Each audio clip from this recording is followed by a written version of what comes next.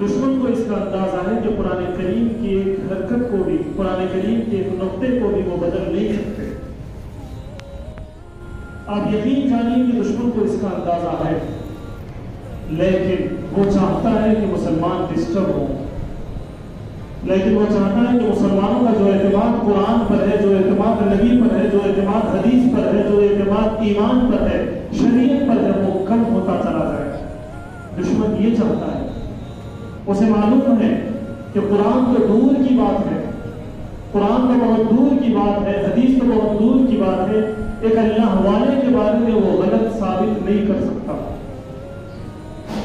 ایک سچے پکے مسلمان کے بارے میں وہ غلط ثابت نہیں کر سکتا، اسے یقین ہے، لیکن وہ چاہتا ہے کہ ہم ڈسٹرب ہو جائیں، لیکن وہ چاہتا ہے کہ ہمارا ایمان کمزور ہو جائے، ہمارا یقین کمزور پڑ جائے، ہم قرآن سے دور ہوتے چلے جائیں، ہم نبی سے دور ہوتے چلے جائیں، نبی کی جو محبت ہمارے اندر ہے وہ عملی طور پر ہمارے اندر نہ آئے۔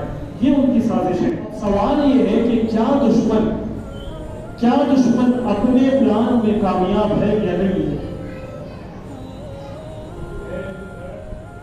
دشمن جو چیز کرنا چاہتا ہے، اس کا جو ٹارگٹ ہے وہ اس کو پورا کر رہا ہے یا نہیں؟ اب سوال یہ ہے، جب اس سوال کے تئیں ہم اپنے آپ کو سامنے رکھتے ہیں، ہمارے مسلمانوں کو سامنے رکھتے ہیں، تو بات پتہ چلتی ہے کہ یہ جو دشمن اپنا جو ٹارگٹ بنایا ہوا ہے وہ اس کے اندر 100% کامیاب ہے۔ ہمارے گھرانوں میں، ہمارے خاندانوں میں، ہمارے محلوں میں کتنے لوگ ایسے ہیں جو قرآن کریم پڑھنا جانتے ہیں؟ کتنے لوگ ایسے ہیں جو قرآن کریم سمجھنا چاہتے ہیں؟ کتنے لوگ ایسے ہیں جو قرآن کریم پر عمل کرنے کی کوشش کرنا چاہتے ہیں اور اپنے بچوں کو اور اپنے بڑوں کا عمل کرتا دیکھنا چاہتے ہیں اور اپنی عورتوں کو قرآن کریم پر عمل کروانا چاہتے ہیں؟ میں بڑی ذمہ داری کے ساتھ یہ بات کہتا ہوں کہ صبح سے لے کر شام تک قرآن کی ہم نافرمانی کرتے ہیں، جو احکامات قرآن کریم میں ہوں گے، جو قرآن کریم کہتا ہوگا، اس کو جان جان کر ہم اس کے مخالف کرنا چاہتے ہیں۔ یہ ہماری زندگی ہے۔ دشمن کا جو ٹارگٹ ہے، اس ٹارگٹ کو پورا کرنے کے لیے ہم اس کا پورا ساتھ دے رہے ہیں۔ جیسا کہ میں نے آپ کو بتایا کہ دشمن جانتا ہے کہ قرآن برحق ہے، حدیث سچی ہے، وہ جانتا ہے، لیکن اس کا ٹارگٹ یہ ہے کہ ہم قرآن سے دور ہوں، ہم حدیث سے دور ہوں۔ آپ بتائیے ہمارے گھروں میں کتنا قرآن پڑھا جاتا ہے؟ ہمارے گھروں میں حدیث کو سمجھنے کی کتنی کوشش کی جاتی ہے؟ ہمارے بچوں کو قرآن پڑھانے کی کیا کوششیں ہم کرتے ہیں؟ ہم اپنے آپ سے قرآن کو سنوارنے اور قرآن کو اپنی زندگی میں لانے کی ہم نے کب کوشش کی ہے؟ بہت سارے لوگ ہمارے درمیان ایسے ہوتے ہیں جن کی 20 سال گزر گئے، 30 سال گزر گئے، 40 سال گزر گئے، اور 20 سال گزر گئے، لیکن کبھی کسی آیت کو سمجھنے کی ہم نے کوشش نہیں۔ وہ کامیاب ہے اپنی چال میں، وہ کامیاب ہے اپنے ٹارگٹ میں، وہ اپنے مشن میں کامیاب ہے۔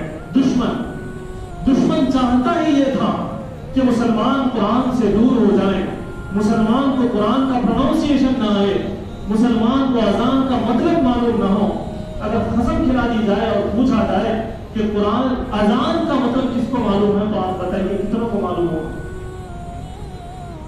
سورہ فاتحہ کا مطلب تو دور کی بات ہے، پورے قرآن کا مطلب تو دور کی بات ہے۔ اذان جو ہم سنتے ہیں، اگر ہم نہیں سننا چاہتے تو بھی ہمارے کو سنے آتی اذان، لیکن ہم اذان کی میننگ ہمیں نہیں معلوم۔ حی علی الصلاۃ کا کیا مطلب ہے، حی علی الفلاح کا کیا مطلب ہے؟ ارے میرے دوست، بعض احباب کو تو اللہ اکبر کا مطلب نہیں معلوم، اور ہم کتنا ان کو جو ہے ان کے مشن میں کامیاب ہونے کے لیے ہم ساتھ دے رہے ہیں۔ اس پر غور کرنے کی ضرورت ہے۔ اور میں آپ کو صاف الفاظ میں بتا دوں، یہ ساری باتیں صرف کہنے اور سننے کی نہیں ہیں، عملی اقدام کی ضرورت ہے، پریکٹیکل آنا چاہیے۔ جتنے بچے ہمارے وہ سارے کے سارے صبح یہاں پریزنٹ ہوں اور انہیں قرآن سکھایا جائے، اس کی ضرورت ہے۔ جتنے نوجوان یہاں پر موجود ہوں وہ شام میں مسجد آئیں اور انہیں قرآن پڑھایا جائے اور قرآن سمجھایا جائے، اس کی ضرورت ہے۔